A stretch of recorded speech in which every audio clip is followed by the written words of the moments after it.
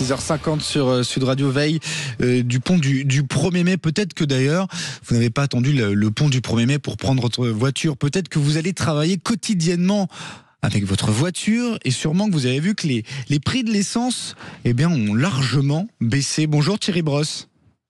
Bonjour. Merci infiniment d'être notre invité ce matin sur Sud Radio. Vous êtes expert énergie et professeur du côté de Sciences Po. Ma question, la première, elle est simple. Pourquoi les prix du carburant sont-ils si bas en ce moment, Thierry Brosse ? Eh bien parce que le prix du pétrole que vous payez à la pompe, c'est lié au prix du pétrole sur les marchés de gros. Qu'est-ce qui s'est passé depuis début avril sur les marchés des matières premières ? Eh bien d'abord, vous avez eu l'OPEP, l'Organisation des pays exportateurs de pétrole, qui est l'ensemble des pays qui ont un peu de production inutilisée. Et eux ont décidé de mettre des barils supplémentaires sur le marché. Donc ils ont décidé d'augmenter l'offre pétrolière. Et puis début avril, je vous rappelle que vous avez de l'autre côté le président Trump qui a mis des droits de douane et donc cela a fait ralentir l'économie et cela aussi a fait baisser le cours du dollar par rapport à l'euro. Donc qu'est-ce qui s'est passé sur le dernier mois ? Un prix du Brent, c'est-à-dire du pétrole brut en dollars qui a baissé de l'ordre de 15% et une baisse du dollar par rapport à l'euro de l'ordre de 10%. Vous payez votre plein en euros et donc vous avez bénéficié d'une partie de cette baisse. Une partie seulement. Puisque je vous rappelle que sur le prix que vous payez à la pompe, 30% c'est le prix de la matière première, le reste c'est les taxes. Bon, c'est quand même une bonne nouvelle pour ceux qui vont prendre la voiture pour ce week-end, qui feront sûrement des grandes distances. La deuxième question, elle est simple aussi.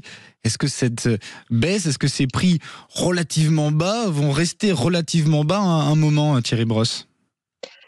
Alors, premièrement, je reviens sur les grands pays exportateurs de pétrole. Eux, ils ont décidé de continuer à bien alimenter le marché. Et donc, on peut imaginer que, sauf grève, sauf guerre, etc., le marché sera bien approvisionné et donc on ne voit pas les prix remonter. De l'autre côté, Trump, que va-t-il faire ? Là, je pense que le mieux pour répondre à cette question, c'est Trump lui-même. Mais on peut imaginer qu'il ne va pas rebooster l'économie mondiale du jour au lendemain. Donc oui, on va avoir des prix qui vont rester plutôt au niveau où ils sont. C'est une bonne nouvelle pour les automobilistes, comme vous l'évoquiez, mais c'est pas une bonne nouvelle pour l'économie mondiale, puisque ça veut dire que l'économie mondiale n'a pas de forte croissance. Pour revenir au prix à la pompe, est-ce qu'on est dans un creux ? Est-ce que ça peut continuer à baisser ou non ? Vraiment là, on est à un prix assez bas finalement. Oui, alors baisser plus, vous savez, après vous avez le coût moyen de la production du dernier baril. C'est puisque en fait la complexité du pétrole, c'est que tout le monde paye le même prix. Donc il y a des producteurs qui gagnent beaucoup d'argent. Quand vous avez un pétrole qui est à 70 $, eh bien vous avez des producteurs pour lesquels le coût est de l'ordre de 10 $. Donc évidemment ils ont beaucoup de profit. Et puis vous avez les producteurs, et en particulier les producteurs américains, où leur coût de production est plutôt dans les 50 ou 60 $. Donc, ça peut pas baisser beaucoup plus, puisque alors certains seraient obligés d'arrêter leur propre production. Donc, on est peut-être à un endroit qui est plutôt le point bas. Et puis, bien, vous avez quand même un dollar qui a fortement baissé face à l'euro. On ne voit pas non plus le dollar baisser encore de 10%. D'ailleurs, le prix de l'essence, faut-il le rappeler, aux alentours, vous confirmez d'ailleurs Thierry Brosse, aux alentours de 1,70, 1,80 grand maximum, c'est ça ? C'est ça, oui. Ouais. C'est ça.